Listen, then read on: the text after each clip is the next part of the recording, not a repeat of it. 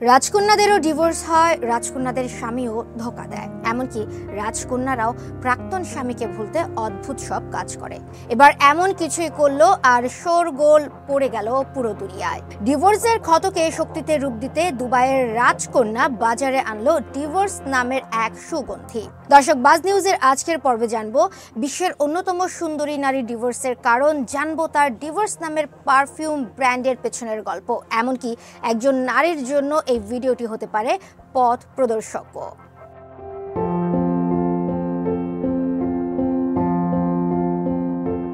কোনো মেয়েই তার স্বামীর ভাগ অন্য কাউকে দিতে রাজি হন না, হোক সে টিনের চালের নিচে থাকে কিংবা দুনিয়ার সবচেয়ে দামি ঘরে থাকা কোনো মেয়ে। রাজকুমারী মাহারাও তাদের ব্যতিক্রম ছিলেন না।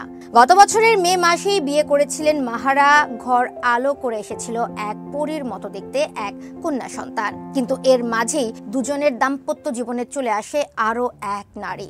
জানতে পারেন তাকে ভুলে পরকীয়া সম্পর্কে জড়িয়ে পড়েছেন সাবেক স্বামী শেখ মানা। ব্যাপারটা মেনে নিতে পারেননি 30 বছর বয়সী এই রাজকুমারী। রাগ ও অভিমান থেকেই ইনস্টাগ্রামে বিবাহ বিচ্ছেদের ঘোষণা দেন তিনি। স্বামীকে হারিয়ে ভেঙে পড়েননি মাহারা। শোককে শক্তিতে পরিণত করেছেন নারীর ক্ষমতায়ন নিয়ে কাজ করা এই শেখ কন্যা। নারীদের সচেতন করতে আর সাহস জোগাতেই বের করেন নতুন পারফিউম ব্র্যান্ড, যার নাম ডিভোর্স।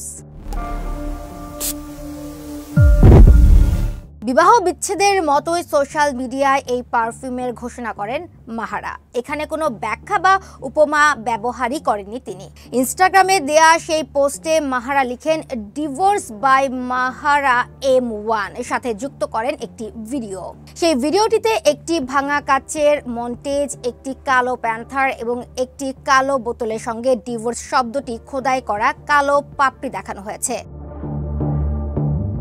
ভাঙা কাচ এবং প্যান্থার মাহারার নিজের জীবনের ঝড়ঝাপটারই প্রতীক বলে দাবি করেছেন অনেকে। কেউ কেউ সাহসিকতার প্রশংসাও করেছেন। জানা গেছে আপাতত দুবাইয়ের বাজারেই শুধু পাওয়া যাবে ডিভোর্স পারফিউমটি। তবে দিনক্ষণ জানা যায়নি কবে থেকে পাওয়া যাবে এটি। কবে বাজারে আসবে সেটা জানা না গেলেও এই পারফিউমের দাম কেমন হবে তা নিয়ে কৌতূহলী হয়ে উঠেছে সবাই। যদিও দাম নিয়ে কিছুই জানায়নি মাহারা কিংবা তার প্রতিষ্ঠান।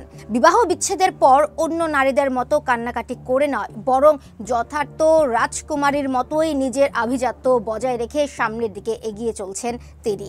তিক্ত অতীতকে পেছনে ফেলে রাজকুমারী যে নতুনভাবে নিজেকে গড়ে তুলতে চাইছেন, সেই প্রচেষ্টারও সাধুবাদ জানিয়েছেন সকলে। দর্শক, মাহারা চিরকালই নারী অধিকার নিয়ে কাজ করেছেন। নারীর আত্মসম্মান, নারীকে নিজের পায়ে দাঁড়ানো, এসব নিয়ে কাজ করেই তার সময় কাটে। এমনকি ব্যক্তিগত জীবনে তিনি আত্মসম্মানকে বেশি প্রাধান্য দিয়েছেন, যার ফলে মেনে নেননি এই পরকীয়া, প্রশ্রয় দেননি অন্যায়। দর্শক, নারী হোক বা পুরুষ, পরকীয়া কাম্য নয় কারোর জন্যই। আর এই ঘটনা ধারা প্রমাণ হয়, গরিব কিংবা নারী, সুন্দরী কিংবা কম সুন্দরী, চরিত্র ঠিক না থাকলে পরকীয়া করতে পারে যে কেউই। আপনাদের মতামত জানাতে পারেন, রাজকন্যা ঠিক করেছে স্বামীকে ডিভোর্স দিয়ে নাকি ভুল করেছে?